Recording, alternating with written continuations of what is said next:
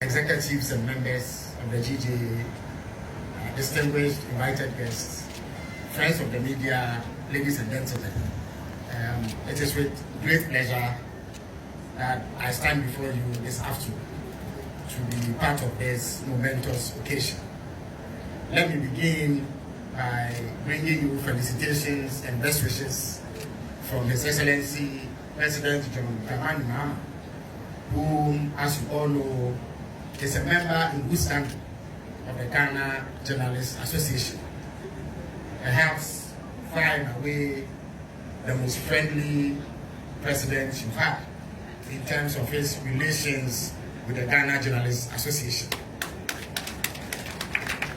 You do know that in difficult times he has stepped in to champion your interests and ensure that your rights and freedoms are not abused.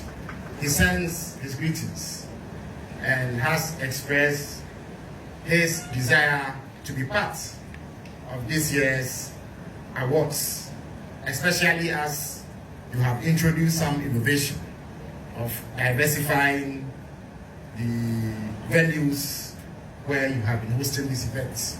For many years, it has been held in Accra, and that has appeared to underrepresent the interests of your members who live outside of Accra. So it was with great delight that we received the news about the decision to host the event in Kumasi this year. And government will be present in our tomorrow Papa Louis Balance bulk majority. We intend to do whatever we can to make this year's celebration a success. And let me also congratulate you for holding the fort and sustaining this event, which has become the most sought after within the journalistic fraternity. It is the one event that all journalists look up to. It is the one event where excellence in journalistic practice is recognized and celebrated. And for that reason, it spurs on journalists within Ghana to give up their best so that they may also receive such recognition. Now, this year's event will be held against the backdrop of an evolving media landscape. In the past, journalism was practiced in traditional ways. Lately, however, the advent of social media and further developments like AI has thrown some challenge to the traditional ways of doing things. And that has made it necessary for greater innovation, more evolution, and the adoption of new approaches. I do hope that the GJ is positioning itself to rope in members of the media who adopt these new modes of practice. As I walked in here, I saw that a group of gentlemen and young women approached my vehicle and started filming me as I stepped out of the vehicle. Sometimes they even eavesdrop on private conversations, and before long, you find that words that are being whispered find their way onto social media. Sometimes we may view them as a nuisance, but they are an important part of information dissemination these days. It is the case that times have changed, and so we also need to change the way that we approach these matters. In the past, you needed to go through strict and rigorous training over many years, and then be tested with years of practice before you could be accepted as a member of the GJ. These days, with just a mobile phone, you are able to disseminate information in ways that even traditional means are unable to do so. Because of that, the audience that usually receives the work that journalists do have also evolved and are no longer inclined to receive news from traditional sources. Today, a tweet, or they call it a post these days, on X or on Facebook is more likely to go further than what is broadcast on television and radio. So this has introduced enormous challenges in the way that journalism is done. And even as we plan to celebrate this year's awards, I urge you to consider how you can rope in those who practice through this unconventional approach within the journalistic fraternity, so that they may also be guided in the way that they do their work, so that they complement what you do, as opposed to being seen as people who are usurping the work that you do. In the next few years, it has become obvious that many forms of traditional media will no longer be viable, and that it is new media that will be the order of the day. So even as we plan these awards, we must also have it at the back of our minds that we need to be in tune with the times, so that times do not bypass us and we find ourselves wanting. On the part of government, we are working hard to ensure that the same levels of regulation which permits journalistic practice and which do not infringe on the frontiers of journalistic practice is brought to bear on new media, so that the activities of operators within new media will be carried out within the boundaries of the law, so that it does not become a danger to society, as opposed to being an enabling platform that we can use to disseminate information in a manner that can be well received. In recent times, we've had a challenge of persons abusing what should be a unique platform for interests that are not in tandem with the welfare and well-being and security of the state. We have had people use social media to threaten the lives of others.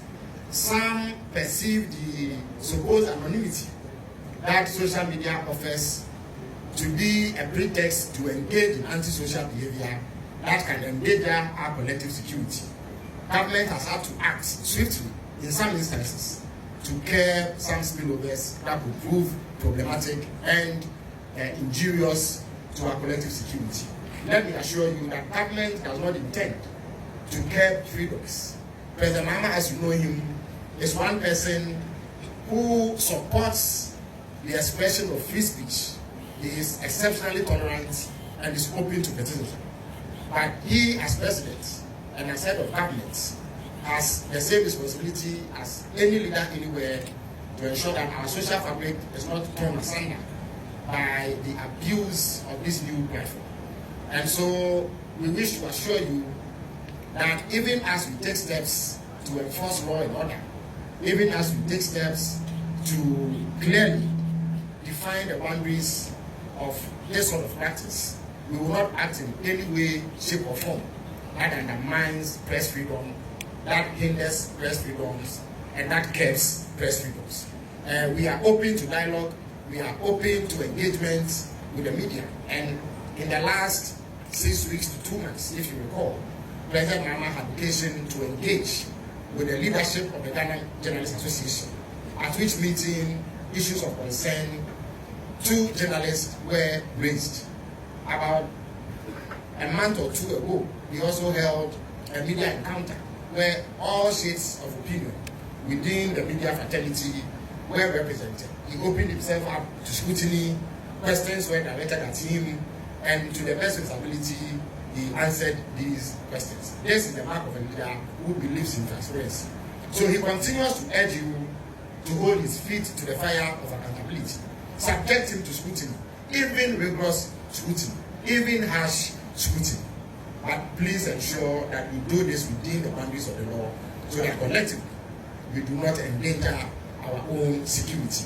We do know that the media landscape is also challenged. The operations of various media houses are hindered by financial and economic constraints. We do know that media practitioners complain often about poor remuneration and poor working conditions. Government will continue to partner media organizations to explore ways of improving these conditions. In recent times too, we've had challenges with assaults on media practitioners. There are sections of our society who continue to view the media as nosy and people who should not get close to their activities. And therefore, I want to abuse the rights of media practitioners. Thankfully, in more recent times, we've not heard of such reports. That is because firm instructions have been issued to all state security agencies to reform the way in which they relate to the media and to show a bit more courtesy than they are doing at the moment. President Mahama and the government that he leads is willing to work closely with the GJ to ensure that this unhealthy development is stemmed and that it does not recur, even as we make more progress to advance the frontiers of media freedoms. Our doors as government are open. As Minister for Government Communications, I remain open to engagements with you. I have a listening ear, I have an open door policy. You can walk in at any time to share a challenge or a contribution or a suggestion on how you believe that government can improve its relations with the media. Because after all, we are partners. Without you, whatever it is that we do in government will not be known to the public. And so you are an important ally in governance. And it is through your efforts that the people of Ghana know how the mandate and resources that they have entrusted to us are being utilized. I do not intend to take too much of your time, especially when the day is so young and there are many other assignments that many of you will have to move on to. I would, at this juncture, in the few words that I have shared, declare the 29th GJ Awards duly launched. I also believe that I am prepared to inaugurate the committee that the GJ president announced so that they can immediately get up to the task of planning this event. Let me commend you for the motivation that you introduced. It has appeared that it will be more than just an awards night.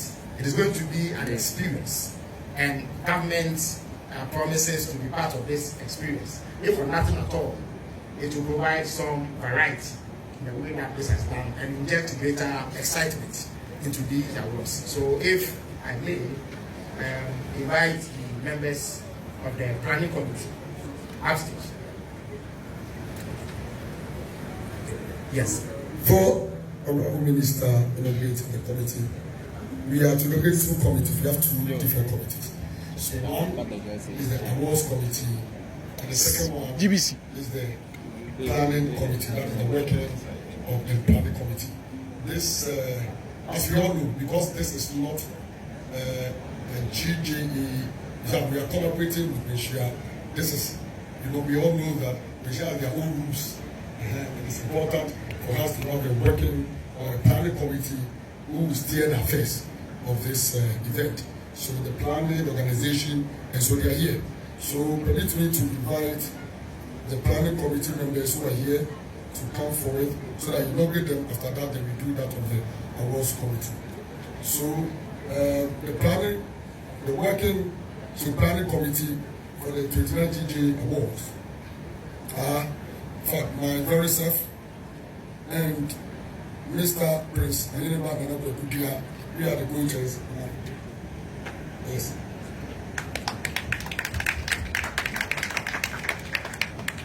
So I'll be co-chairing with Nanabu Kudia.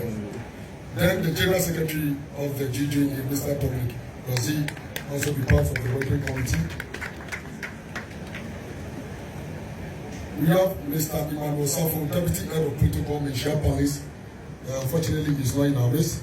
Yes, but he's with us in spirit. He's actually not in town, not in the country. So, and we have our senior colleague, Mr. Kwame Dikra, representing the General Kumasi, and who will help us mobilize the people of Kumasi. He's also not here, but is also with us. Mr. Kudu Sobo is an ex-official member and a consultant to the committee. Mr. Kudu Sobo is the founder and CEO of Emmy Africa. Let's give it to him. And our very own brother, Nathaniel Atto, also member of the. So the reason he decided to stand afar. He didn't want to come closer because he knows he's going to be caught. So Honorable Minister, you will do the invitation. I think that is a straightforward formality. So before I do the form, I wish to congratulate you being committed to this committee. The village, well, there are concerns about gender, but I think about So I ask the people powers to amend the composition of the committee to reflect gender balance. I said, of course, we want to travel to that way and impose family membership. I think it's only fair that we have one this. I agree with you. I have our former treasurer here. Come and join me. Gender balance. Yes, gender balance. And then so, yes, we do. Yes, so my vice president will also join. So that's great news. Let's break so let's give him a round of applause. Yes. I look forward to the week that all members of the committee will actually be moved.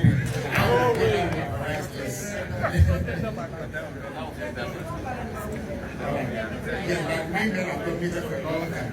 So if women dominate, it will really be fair. Anyway, thank you very much. And congratulations once again for being nominated. The image and credibility of the GD rests on the sort of work that you do. And an excellent awards event will go a long way to this image. So your work is hard for you. I trust that you bring various competencies to this particular event, and therefore you deliver a world-class ceremony which will meet the expectations of all. On that note, I wish to formally declare you inaugurated and charge you to do the work to the very best of your ability. Thank you very much.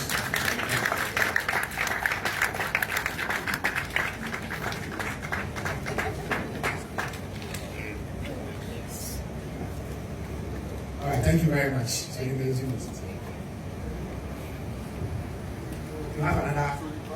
Okay, so let me invite the awards committee, which fortunately has gender representation. Female representation, I should say. We have 3 women. That is fantastic.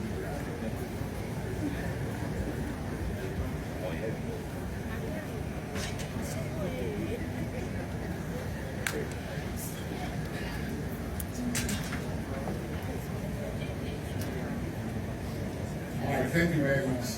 Let me also indicate that the awards committee has a major role to play in preserving the traditions and integrity of this award ceremony. The work that we do to select who deserves what is extremely important, and the public will look out for fairness and objectivity and transparency in the way that they do. Probably many of you are veteran journalists and you understand this industry inside out. So you have the exact expertise required to ensure that worthy, credible winners emerge. I have no doubt at all that we will do a stellar job.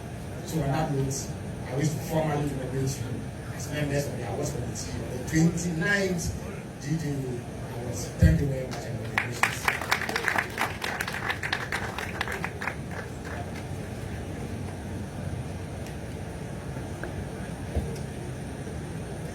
Thank you very much. I believe my job is done.